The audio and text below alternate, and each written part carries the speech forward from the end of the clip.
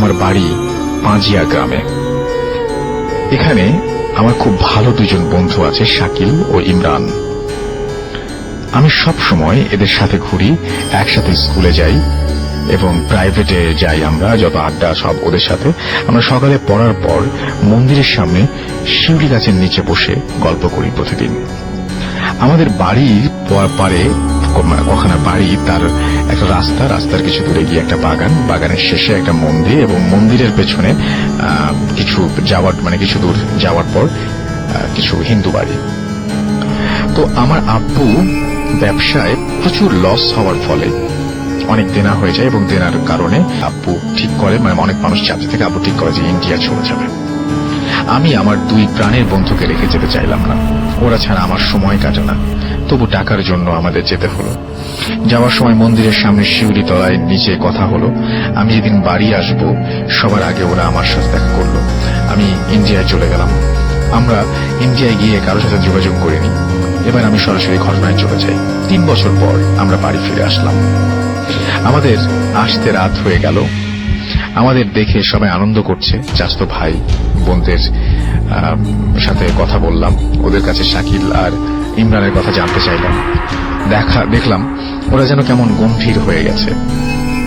আসতে বলল এবং ওরা শাকিলের নানা বাড়ি গেছে। এত পথ গাড়িতে আসায় আমার খুব ঘুম পাচ্ছিল, তাই সে অবস্থায় ঘুমিয়ে পড়ি। রাত কটা বাজে যায় না, হঠাৎ অনুভব করি কোথায় যেন আমার মাথার কাছে কে যেন দাঁড়িয়ে আছে এবং আমাকে ডাকছে। আমার ঘুম ভেঙে যায়, চোখ মেলে দেখি আশেপাশে কেউ নেই। বাইরে থেকে আওয়াজ আসছে, কারা যেন আমার নাম ধরে ডাকছে। আমি দরজা খুললাম এবং অবাক হয়ে দেখলাম যে বাইরে আমার দুই বন্ধু দাঁড়িয়ে আছে। বাইরেটা একদম পরিষ্কার। ভাবলাম সকাল হয়ে গিয়েছে। আমি ওদের বললাম, কি রে তোরা এত সকালে, তোরা না বাড়ি গিয়েছিলি? ওরা বলল, গিয়েছিলাম। দরকারে তুই বাড়ি এসেছিস, তাই এত সকালে চলে এলাম। আমি ওদের বললাম যে ঘরে আয়, তোদের সাথে কথা আছে। ওরা বলল, না ইমরান চল শিউলি তলায় বসে কথা বলি। শিউলি তলায় ছিল আমাদের প্রিয় জায়গা, তাই আমি বললাম 2 বছর ওখানে যাইনি, চল তাড়াতাড়ি চল। দেখলাম কেউ ঘুম থেকে ওঠেনি। জাস্ট ওদের সাথে গেলাম এবং দেখলাম যে রাস্তার কোনো মানুষ নেই, চারপাশটা কেমন যেন জনশূন্য, অন্ধকার। আগে যখন আসতাম তখন এই সময় সবসময় লোকজন থাকতো, আশেপাশের পরিবেশটা অন্যরকম লাগছিল। একটু ভয় করছিল আমার। আমি শাকিল আর ইমরানকে ভয়ের কথাটা বললাম না। ভাবলাম অনেকদিন পর যাচ্ছি, তাই এমন হচ্ছে। আমি ওদের সাথে গল্প করছি, দেখলাম ওরা কেমন যেন চুপ, তেমন কোনো কথার উত্তর দিচ্ছে না। আমরা বাগান পেরিয়ে আসতেই নাকে শিউলি ফুলের গন্ধ এলো। ফুলের গন্ধ আমি থাকতে পারছিলাম না। বললাম, ভাই চল ছুট লাগাই। ওরা বলল, না হেঁটে চল। আমি বললাম, তোরা থাক বলে আমি ছুট লাগালাম। পিছে তাকিয়ে দেখলাম ওরা হেঁটে আসছে। গাছতলায় এলাম, দেখলাম চারপাশে ফুলে ভরে আছে। এত ফুল আমি আগে দেখিনি।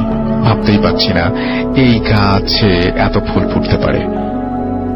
আমি বসে কেবল একটা ফুল হাতে নিয়েছি। পেছনে দেখি শাকিল ও ইমরান আমার পেছনে দাঁড়িয়ে আছে।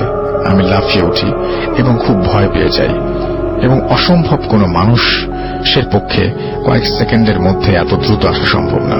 আমি ওদের বললাম, তোরা হেঁটে আসছিলি, এত দ্রুত এলি কি করে? ওরা কোনো কথা বলল না। চারপাশের পরিবেশ এবং শাকিল ও ইমরানের আচরণ আমার একদম ভালো লাগছিল না। আমার এবার সত্যি ভয় লাগতে শুরু করলো। আমি ওদের বললাম, বাড়ি যাব, আমার ভালো লাগছে না বলে আমি বাড়ির পথে রওনা দিলাম। দেখলাম ওরা কিছু না বলে আমার পেছন আসছিল। আমরা যখন বাগানের মাঝখানটা এসেছি তখন পেছনের দিকে কেমন একটা অদ্ভুত শব্দ আমার কানে আসছিল। আমি পিছনে ফিরলাম এবং চোখ গেল নিচের দিকে। আমি দেখলাম যে কল্পনাতে যা দেখলাম তা কল্পনাতে ভাবতে পারিনি। দেখলাম শাকিল আর ইমরান মাটি থেকে 4 ফুট ওপর দিয়ে হাঁটছে, আর ওদের পায়ের পাতা পেছনের দিকে, পায়ের গোড়ালি সামনের দিকে। এটা দেখে আমি পাথর হয়ে গেলাম। গাটা কেমন ঠান্ডা হয়ে গেল। দেখলাম ওদের চোখ জল করছে। আমি বুঝতে পারলাম না এরা বন্ধু নাকি অশুভ কিছু। এত সময় আমি মাটির দিকে খেয়াল করিনি। আকাশের দিকে তাকালাম, দেখলাম আকাশে এখনো চাঁদ।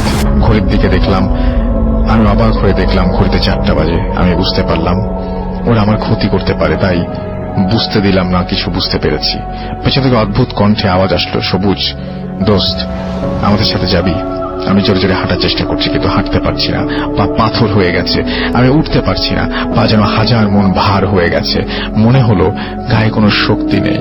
আমি আল্লাহ আল্লাহ করছি এবং আল্লাহকে বলছি এই বিপদ থেকে যেন আমি বেঁচে যাই। হঠাৎ কিছু দূরে দুটা লোক দেখতে পেলাম।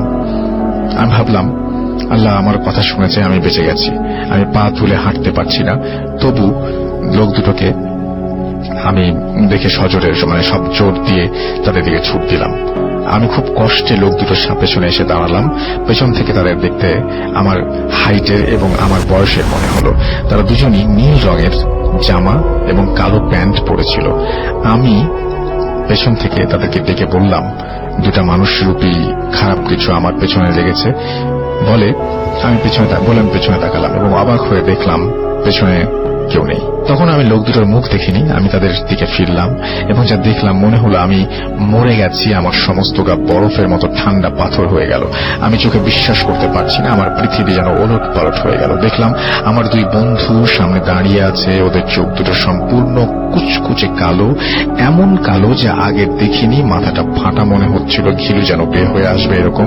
সারা দেহ বিচ্ছিরি ভাবে কাটা, যেন ওদের কেউ কুপিয়েছে। সমস্ত শরীরে রক্ত ঝরছে। ওরা বলে উঠল, সবুজ আমার সাথে চল, তোর ছাড়া আমরা থাকতে পারছি না। আমি চিৎকার করে বলতে চাচ্ছি তোমরা কারা, আমাকে মেরো না।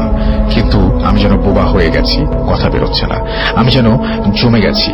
আমি কি করব বুঝতে পারলাম না। ভাবলাম আজ হয়তো শেষ দিন, আর বাঁচতে পারবো না। দেখলাম ওরা আমার দিকে হাত বাড়াচ্ছে এবং আমাকে ধরার জন্য।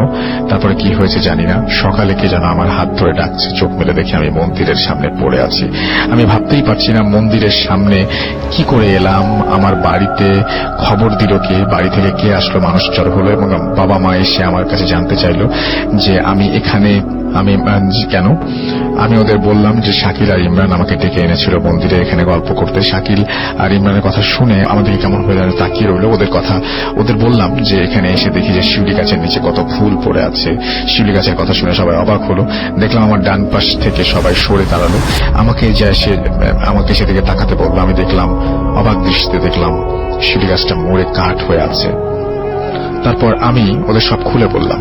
চাচা আমাকে বলল 2 বছর আগে শাকিল আর ইমরানকে খুঁজে পাওয়া যাচ্ছিল না। 4 দিনের মাথায় ওদের ক্ষতবিক্ষত দেহ মন্দিরের সামনে পাওয়া যায়। সব শুনে আমার কাছে কেমন স্বপ্নের মতো মনে হচ্ছিল। তারপর অনেক দিন অসুস্থ ছিলাম। হুজুর কবিরাজ দেখিয়ে আল্লাহর দোয়ায় ভালো আছি এবং আমি আজও বিশ্বাস করতে পারি না সেই রাতের কথা। আজও সেই চোখ দুটোর কথা মনে পড়লে সারা শরীর শিউরে ওঠে।